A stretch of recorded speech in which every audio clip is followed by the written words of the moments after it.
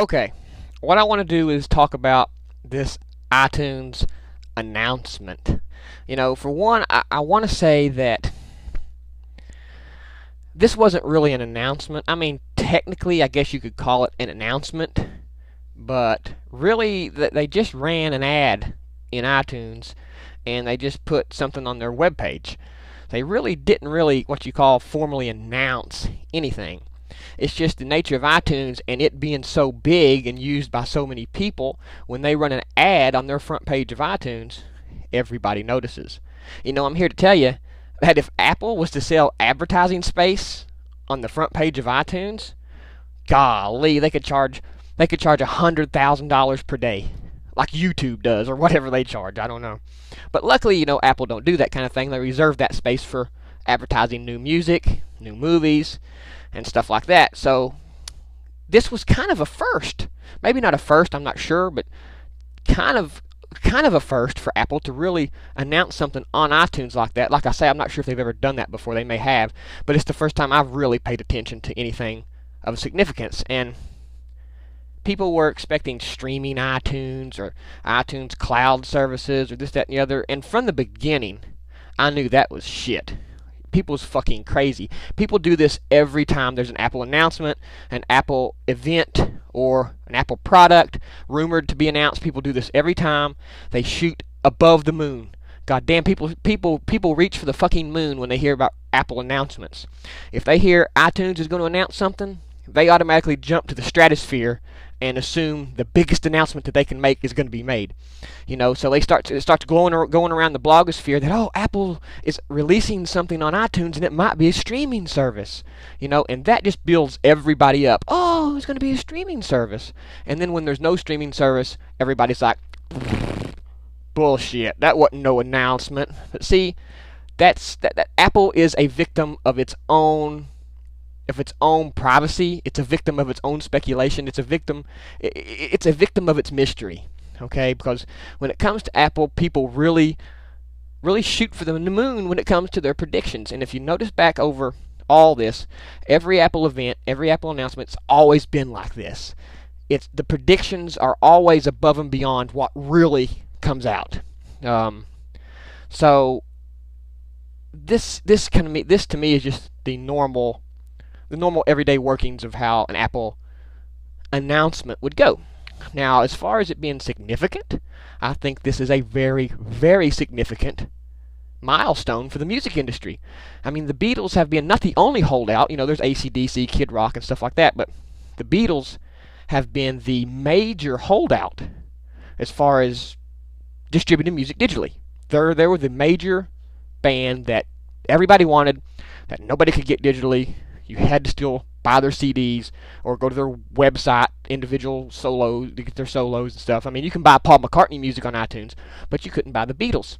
And I'm sure that has a lot to do with EMI thinking the Beatles are probably rock royalty, and they wanted a little bit bigger piece of the pie when it comes to selling their music. So I don't know the negotiations, but whatever the negotiations were, it took several years to work out.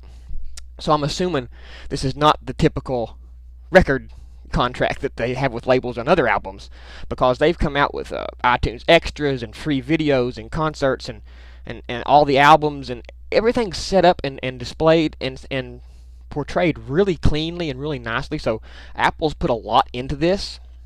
I think this was more of a personal milestone for Jobs than it was for anybody else. But I do think this is will have a significant impact on the music industry. People talk about, I'll just buy the CD from Amazon. They lowered their price $20, but you got to deal with shipping and handling. You got to wait for it to come.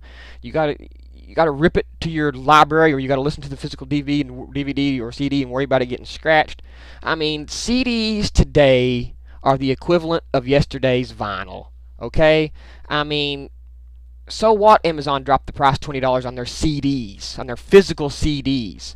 I mean, like I said via Twitter, when tapes first came out, did the prices of vinyl drop?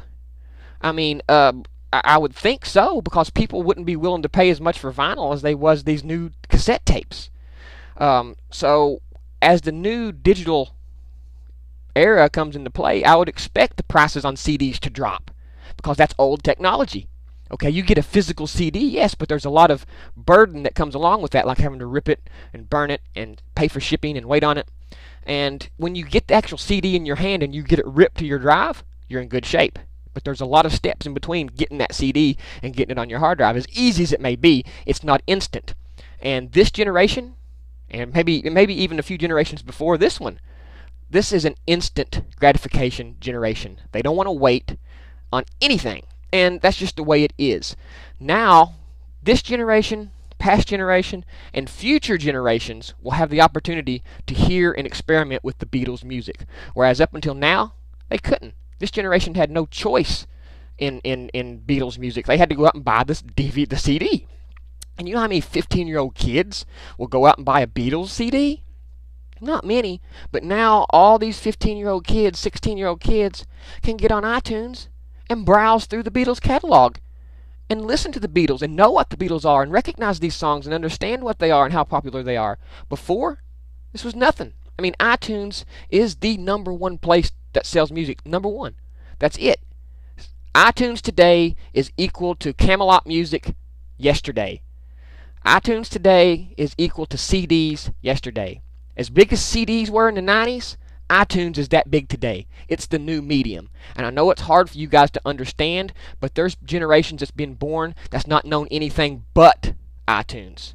Anybody who's 10 years old and younger knows nothing but digital music. And now that they can get the Beatles digitally, it's going to mean a tremendous amount. People like AC/DC and Kid Rock are being fools. They're trying to force people to buy their whole album. AC/DC says, we make whole albums, we don't make singles. Bullshit, because when I was shopping for CDs at Camelot Music, I could easily go in Camelot Music and buy a CD single of AC/DC.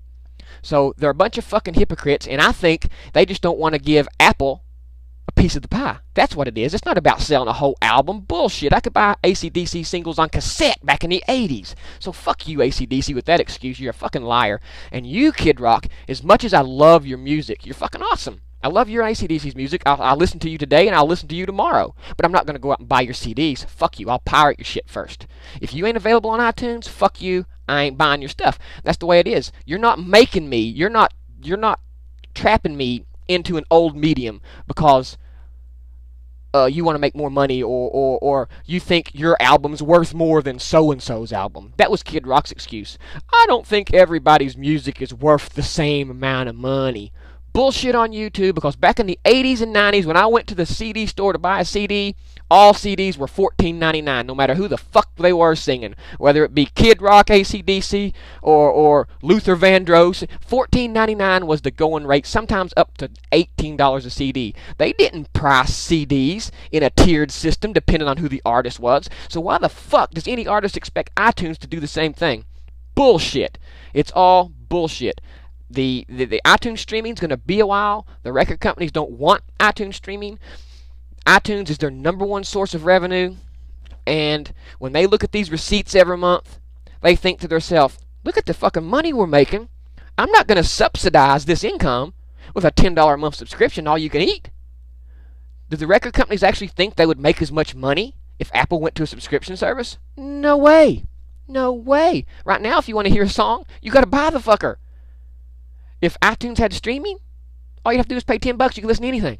So fuck that. It's the record labels that don't want this to happen. Apple's probably going to have to sweeten the pot. Maybe give them some money or subsidize it or something. I don't know. Or maybe they're not willing to do that, and that's why negotiations are taking so long. But obviously, people like Rhapsody, who do have a subscription model, just isn't selling enough music to really hurt the industry or make the industry concerned. Okay, so it's not that they're being unfair towards Apple. It's just they see how much money they're making off the current Apple model, and they don't want to change. They don't want it to change. So this Beatles announcement, it really was a significant announcement. As little as the announcement, well, I don't actually call it an announcement, but we'll say it's an announcement for argument's sake. As little as this announcement was, you need to really look under the surface and get the implications of this to really understand how big of a deal it really is. Sure, on the surface it looks like Apple said that tomorrow was going to be a day we'd never forget, and they just released Beatles. That's on the surface, that don't sound like much. But like always, with every Apple announcement, people don't get it. They never get it, and people will never ever get it, not in the future, not in the past. It's not going to happen. People don't get it. I get it, and Apple gets it. So all you have to do is trust that Apple gets it. Okay? And this is a big deal to the music industry. It's liable to signify to a lot of other artists, hey, the Beatles are on board. Okay? This solidifies the digital era. This solidifies the digital music era. The Beatles are on iTunes. It's done. It's over. It's the new medium. CDs are history. That's it. With one fell swoop, Apple jumped from old technology to new technology. They've been working to this for a long time, but this one fell swoop with the Beatles coming to iTunes instantly solidifies that fact. And this is what people don't understand, and this is what you all need to understand and get through your brains, that this is a big deal. Now, on a different subject, I was planning on getting a new Mac Pro at the beginning of the year. And, geez, I just don't know if that's necessary for me now or not. The way my i7's set up, I got my other Mac Pro, and I have no problems cutting through my work like butter. This i7 iMac and my Mac Pro, that 2006 Mac Pro still screams. It's still a quad-core 2.66 Intel, Woodcrest or Cloverfield or something like that. It is still a beast. And as much as I want a big 12-core system, and I'm still going to get one, don't get me wrong, I think I might delay that purchase for a few months and get me the new MacBook Air. I'm really, really liking this new MacBook Air because I do a lot of computing on my iPad. Not during the day or not at work, but at night. Especially at night when I'm in bed or I go out somewhere and I'm waiting, or I go pick up my kid from school.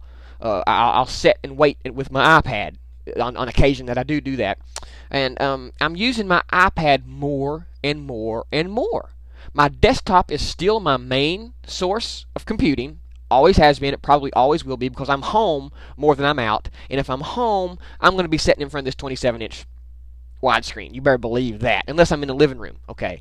But most of the time, this is me right here. But I'm finding more and more that I'm satisfied with using my iPad.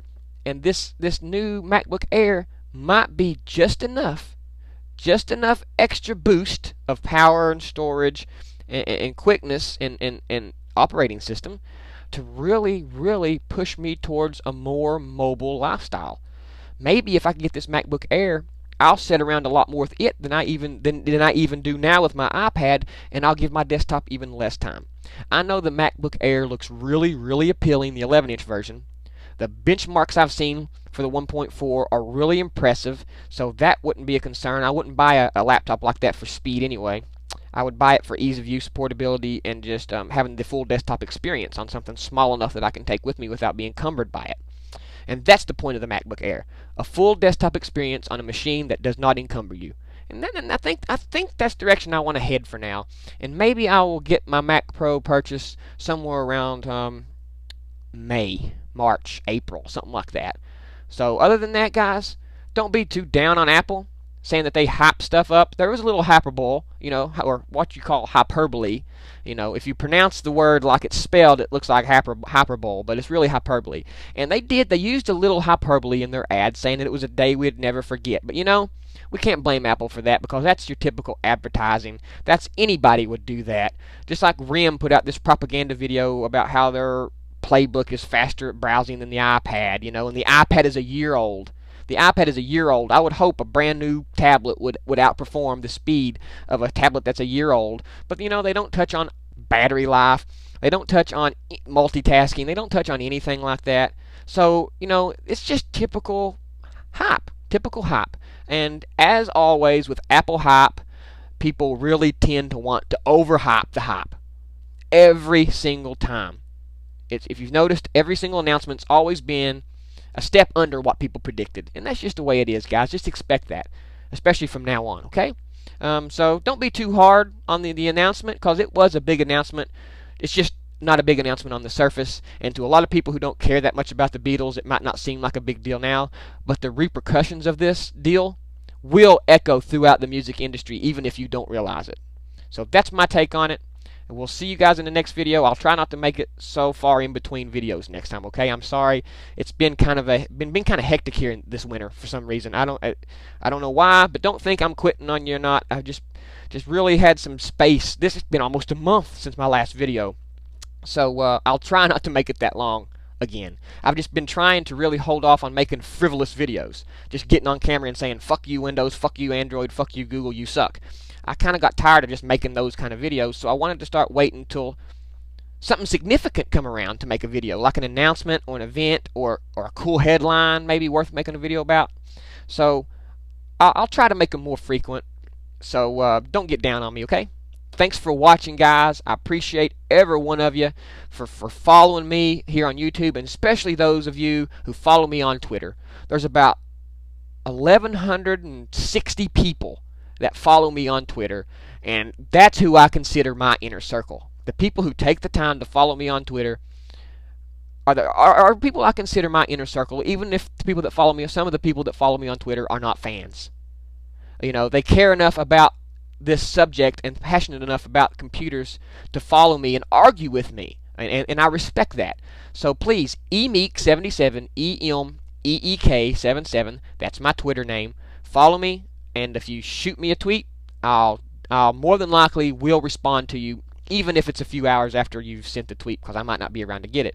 So follow me on Twitter, subscribe here on YouTube, rate, comment, like, dislike, whatever fits your fancy. As long as you're getting involved, I'm happy. OS 10, brothers.